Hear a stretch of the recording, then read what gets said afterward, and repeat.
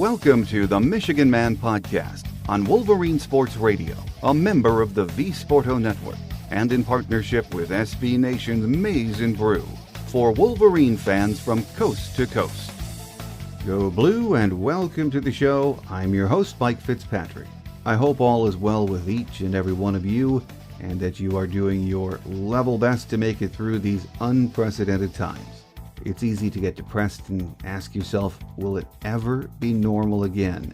It's been a strange and a very long year, and we still have 5 months to go. We need something to lift our spirits.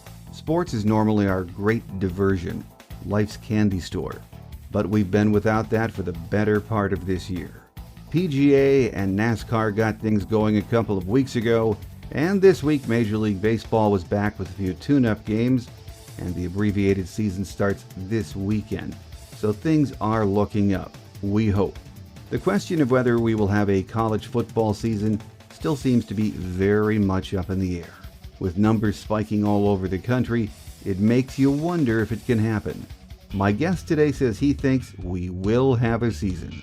Joining me next on our Game Day segment is the longtime editor of the Wolverine Magazine, John Borton, here on the Meeechigan Man, so stay with us.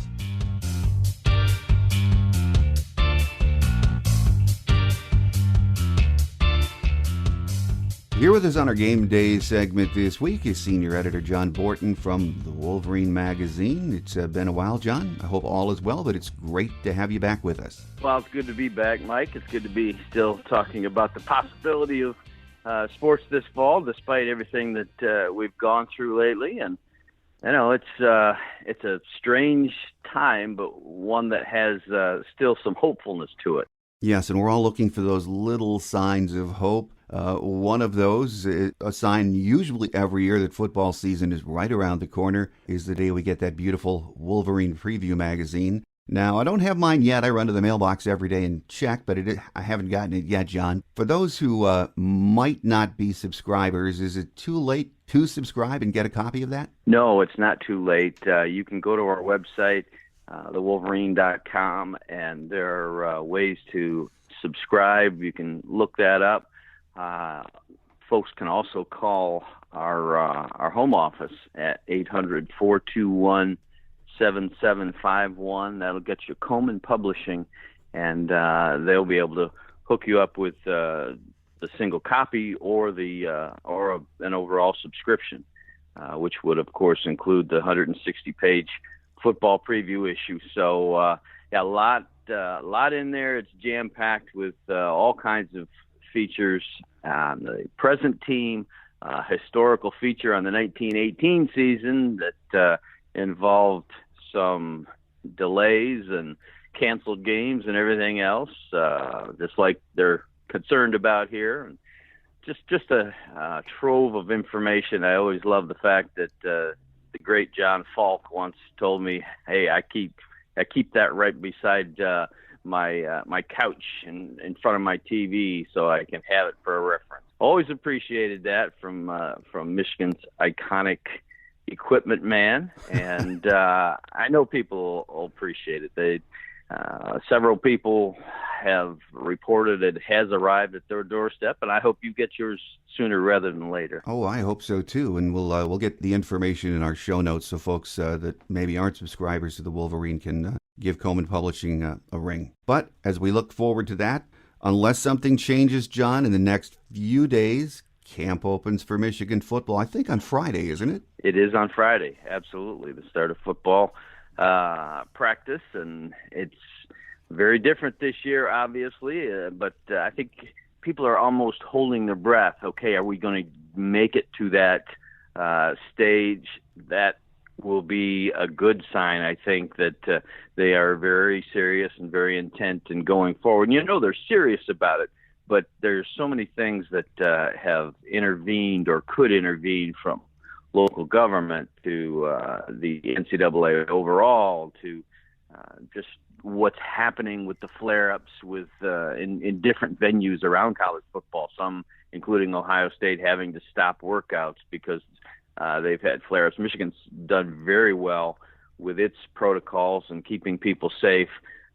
But now here's the next big step, and starting workouts together and practice. Obviously, a phased-in sort of practice where they're going to not jump right in full pads or anything like that. But very interesting, and we've yet to hear the details of the conference-only season, which I think everybody's waiting to hear about. Yeah, absolutely. I know we've all been watching very closely as voluntary workouts started a few weeks ago, and that testing process, which is going to be so important moving forward. To date, 485 tests have been given to the student athletes, only 8 positives, 150 tests administered to staff members, 0 positives there. That, at least, very encouraging news, John. Yeah, I think it is. And I've maintained all along that I think through common sense and through the thoroughness of your testing program, you can have a safe run here. You're talking about, first of all, you're talking about 18 to 22, 23-year-olds. And that age group, as we know, is almost a negligible amount of people that have any serious consequences from this. People say, well, yes, right, but that they're not the only people involved. What about referees? What about game officials? Mm-hmm. What about coaches, older coaches? Maintained, and I still maintain. Look, you can keep them safe. If you don't want Don Brown, Michigan's defensive coordinator, on the field for a season, you can have him in the booth. You can have him not in as close contact with players. You can do different things like that. And as you mentioned, Michigan with very good results back so far. You have to continue to hope for that. Quarantine as individuals encounter this, and hopefully keep moving forward. Well, as we said, practice, a limited version of practice, begins on Friday for a couple of weeks. If all goes well, on August 6th, full camp opens. So before the first game, and really whenever that is, we should get roughly 6 weeks of practice time in. And I know that doesn't make up for missing spring football, but it really should be plenty of time. Everybody's on the same schedule as far as getting ready for the season, John. Yes, that is correct. I will say it puts more of an emphasis on a high level of performance early in some quarters. Just imagine, for instance, Mike, if you're Joe Milton, you're challenging for the starting quarterback job. You know that Dylan McCaffrey has been on the field more. He has had more chance to demonstrate what he can do. You were looking forward to having spring ball and 15 days to set it in people's minds. Hey, watch out. This is a very serious challenger. And then you don't have that, and then you don't have the summer workouts together, again, because of COVID. And all of a sudden, it's past the middle of July, and you're starting camp, and you don't want to have a slow start. You want to be able to show right away, okay, it's on, this competition and all those sorts of things. And that's not the only position. That's just an example. But guys that were hoping to prove themselves in the spring now feel an extra urgency to, okay, let's really start out these late summer workouts at a high level. Well, fans, coaches, players, really, everyone that loves college football, we've been on a roller coaster ride. But the reality is, even though we're optimistic on a lot of things, we're going day by day, week by week. We still aren't sure if and when we're going to have a season, really, are we? There's no question about that. Certainly, a lot of things could happen. We're hearing all kinds of positive things on developments of vaccines and on treatments and different aspects of this. But on the other hand, you hear, you look, and you see cases are up, and there's flare-ups here and there, and this group or that group, as I mentioned, had to shut down their workouts. So we just don't know. We still don't know. We still don't know if they could actually start a season and find that they have to curtail it. And again, these are, as Ward Manuel has said, these are decisions that the individuals have to make. They're not going to force anybody into playing football or any other sport, and they are also not going to punish people if they decide to sit out. I mean, the latest that we heard that I found very interesting is that Chris Hinton, you talk about guys that are on the verge of the year that could really open things up for them and make them take them to the next level of performance and involvement. He and his parents are in the decision-making process about whether or not he's going to play this year, unless they get more assurance from the NCAA that things are going to be as safe as they want them to be. I mean, they've been very pleased and have said in printed reports with Michigan and everything that Michigan has done, the protocols, all the things to keep people safe. But they're still looking for maybe a greater assurance from the NCAA as an overreaching authority in these cases with regard to how teams are going to interact and how things are going to be on a game-to-game basis. So there's an example of someone who could be just a huge impact for the Wolverines this year. You know that they need the defensive tackles up the middle. Well, if all of a sudden one of your most promising ones, a former 5-star prep player, decides, and in conjunction with his parents, no, I got to sit this one out, that could be a huge change. And he's certainly not an isolated example. Well, who makes the decision on when or if there is a season? It's kind of muddy to many of us. I get the question emailed daily, do I know? And I don't. But as Ward Manuel said when he communicated with season ticket holders last week, the decision is not in the hands of athletic directors or even university presidents, is it? No, not really. I mean, you've got the NCAA certainly has a say, and they could step in, but you're also dealing with health officials and government officials. I mean, for instance, if the state of Michigan and the officials there, right up to the governor, decide that that's not happening in this state, you just knocked out 2 of the 14 Big Ten teams.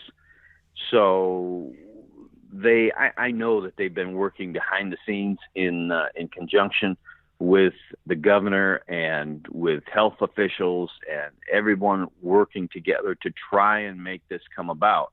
But it's not as simple as President Schlissel and Ward Manuel stepping to the mic and saying, hey, Michigan football's back. We're going to move forward and do this.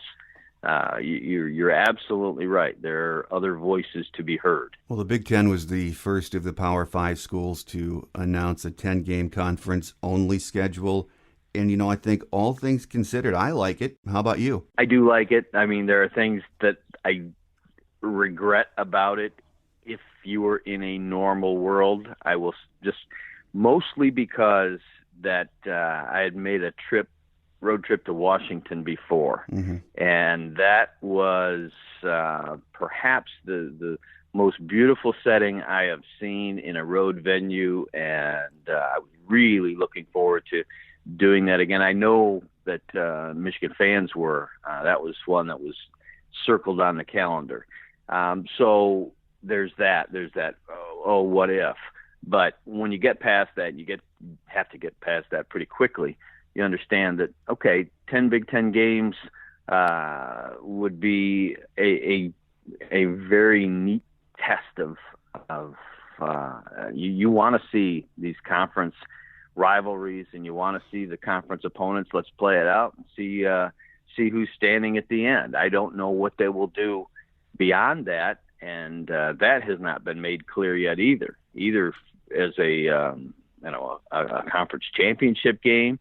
Playoffs, whatever might happen beyond that, we'll have to see in various venues. But I do like the idea of it. And I think the wisdom of it involves keeping it relatively regional. I mean, that's a stretch when you you're going all the way from New York to Minnesota, but it's different than flying across the country to Washington and all those sorts of things. So, I can see the wisdom in it, and I really, really hope it happens. And I know that I have a lot of company in that regard. No, absolutely. And given the way the year has gone with COVID-19, I think most of us will be very happy to see a 10-game season. Do we have any information or a time frame on when that schedule is going to be released? Well, that's the biggest thing that everybody's waiting for, because at one point, you heard, okay, they're going to start late and shorten the schedule and try to be done by November 1st to let people have more break time, and recover. Lately, I have heard that it might be more of a situation where you start right around Labor Day as usual, and then have more breaks, more bye weeks. I think Urban Meyer was the one that tossed that one out. Is that you play 3 games and then have a bye week to be able to sort of reconnoiter and see where you're at and get guys healthy that might not be. So that we don't know.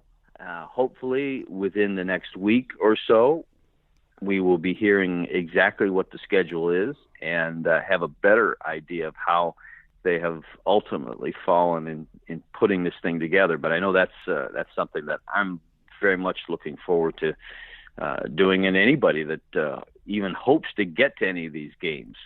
I think we're going to see vastly reduced crowds, but for those that are trying to plan and hoping to get in the building for one of these games, they're going to want to know what weekends upon which they'll fall. It really is, as I mentioned, flying by the seat of our pants this year. Yeah, no question about it. And folks, Ward has already said it's going to be a different year, and you have to understand that. Mm-hmm. Those who may be fortunate enough to get in the building for one of the more coveted games, they'll be very happy with that. I think other people will understand that you can only do so much, and there may be some relieved and decide that, hey, I can enjoy this and sit at home and watch these games play out. But there's certainly, you look at Michigan's schedule and you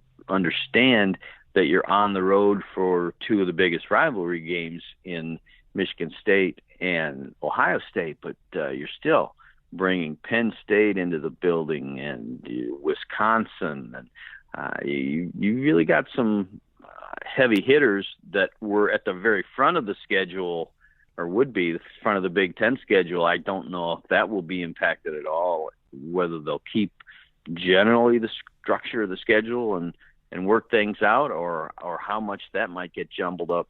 But again, it's wait and see and roll with what you get. Here with us on our Game Day segment this week, senior editor John Borton from the Wolverine Magazine. And as we mentioned at the top of the show, John, the great Wolverine preseason magazine is out, and we're beginning to focus on some of the storylines surrounding Michigan football this year. The number one storyline is easy: keeping players and staff healthy. There will be nothing more important than that, will there? There's no question about that. And, I referenced that 1918 story that I did for the magazine, and what a crazy parallel there. You had World War I winding down. You had the Spanish flu. You had the first ever Michigan-Ohio State game that was played at the end of the season, but not because that's the original schedule. The game was supposed to be played in October, and it got bumped back, and you had, concerns that were very much overriding the outcome of any football game, and that's kind of what you're looking at going into this fall. It's you have to keep people safe to the degree that you can, understanding that again, this is the group that plays college football is one of the, if not the least vulnerable groups to this disease, or this virus, and yet they're not the only ones involved. I think it's going to take special sort of discipline. There's always a high level of discipline involved in college football. But this is one of these deals where, okay, if I want to have a season, I need an extra level of discipline in controlling the socializing that I do and watching what I do in my off hours, calling grandma and grandpa rather than trying to visit them because of the distancing that you need and the fact that you've been exposed in some ways. So it's a very, very different sort of year all around. But that's absolutely the number one storyline. But you go from there to, okay, if they do all these things and if it happens, then you start thinking in football terms. Who's going to be the quarterback? How is this offensive line going to shake out because you lost 80% of the starters from last year? How do you build on the experience that the running backs got?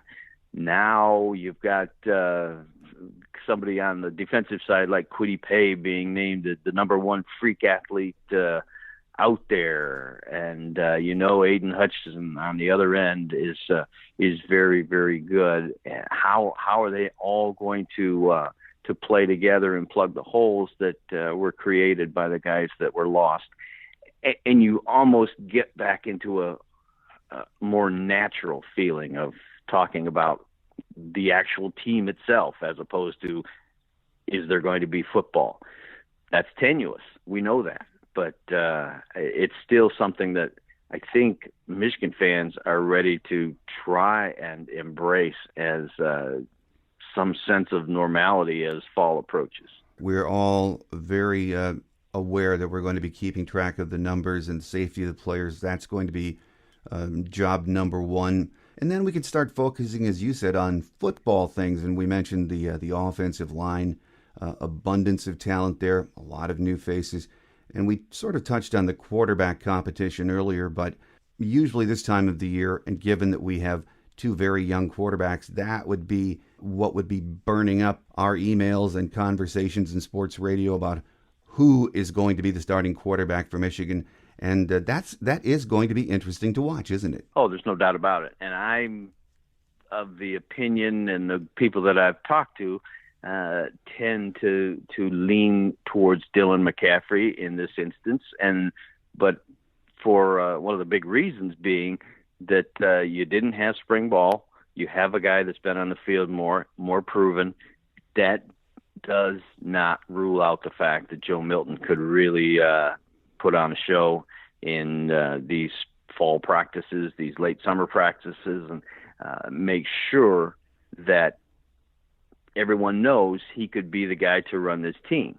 The other thing about it is Dylan McCaffrey in the last two seasons has come up with a pretty significant injury each year, one with a broken collarbone, and of course last year with the concussion on an extremely cheap hit up at Wisconsin. Yeah. I think Dylan McCaffrey has to learn to hit the turf just a little bit sooner, and I'm sure that that's being stressed to him.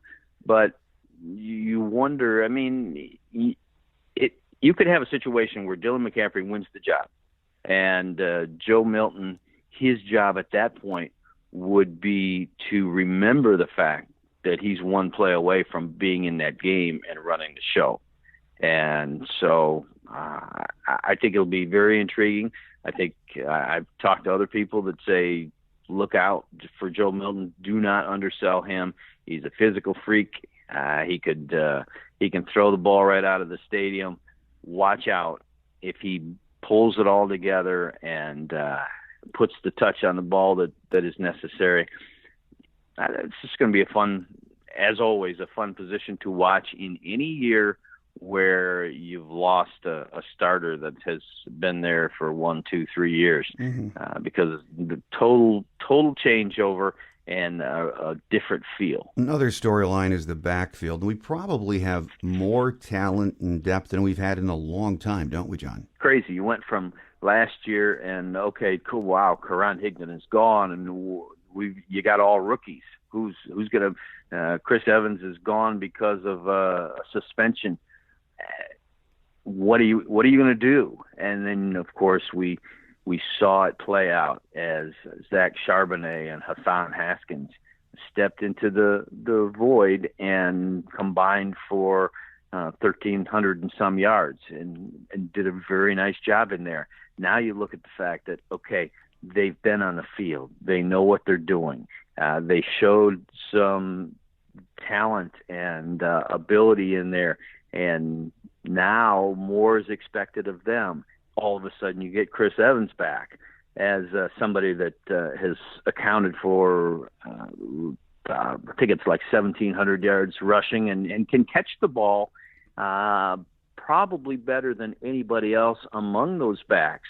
And so you've got basically three starters for one spot, which has them even talking about playing Haskins and Charbonnet together at times, with Haskins filling more of a fullback type role in some looks. Very, very different feeling, and very you think that, okay, they're going to be extremely good there. But as my longtime friend Jerry Hanlon likes to say, Michigan's iconic former offensive line coach, those guys will be just as good as the offensive line and no better, because understanding you got to have the holes to get through. And so we're going to look at that whole offensive line and how that pieces together. Getting the secondary squared away also, I think, a high priority. Again, no shortage of talent back there, is there, John? There's no shortage of talent. You wonder, some people wonder, what about that other cornerback? You've got Lavert Hill that did such a lockdown job.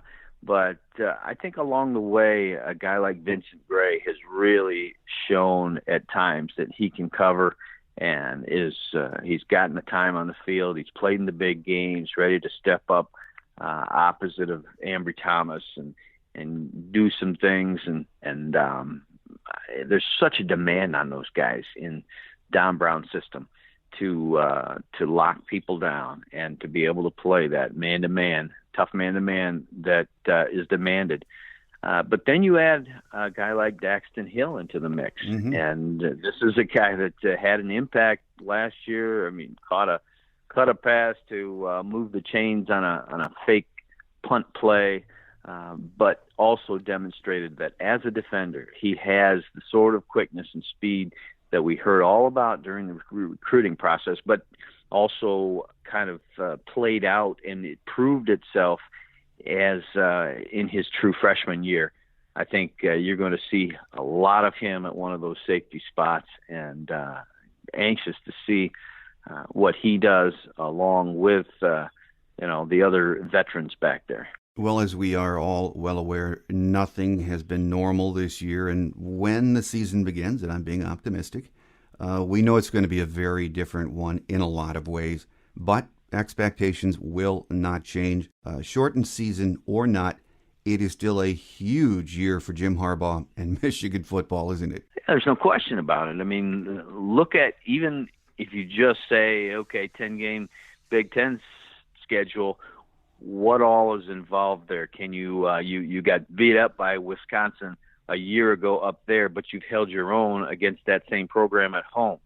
Do you do that? Do you turn it back around against Penn State, which has been a whoever's home wins type of series? Michigan State, Michigan, and Jim Harbaugh have regained control of that series. Do they then go up there and put a real stamp on it, taking a fourth win in 6 seasons and kind of getting back to that every 2 out of 3 that you maintained for many, many years, and that produced a lot of animosity up in East Lansing for the Michigan program. And then perhaps the biggest test, the biggest story of them all, can you break through against Ohio State, which is that's the elephant in the room, let's face it. I mean, everything that Michigan wants to do under Jim Harbaugh, all the things that they set as their highest goals, get to that Big Ten championship game, win the Big Ten championship game, make the playoffs, those, in my mind, are all dependent on being able to beat the Buckeyes. And you've got that one, which could be in a bizarre setting with maybe 20,000 fans in Ohio Stadium, as opposed to 100,000 screaming and hateful fans overseeing the proceedings. So, yeah, there's no shortage of compelling aspects to a season, whether or not there are non-conference games or anything else. I mean, you've got a lot that Jim Harbaugh has done with this program already in getting it turned around from the years that preceded him, but everybody's looking for that next step. Well, final question for you, John. If the season goes off as planned, it's going to be missing a lot of the elements that make us love college football, most notably sold-out stadiums or fans, and I'm sure TV revenue will not be what it was, revenue, period. But in some ways, John, this might be one of the most important college football seasons in the history of the sport. Do you think that's overstating it? Well, I don't know if it is. I mean, it's a season that could completely go away, and the first time you haven't had college football in, forever. Yeah. Well over a century.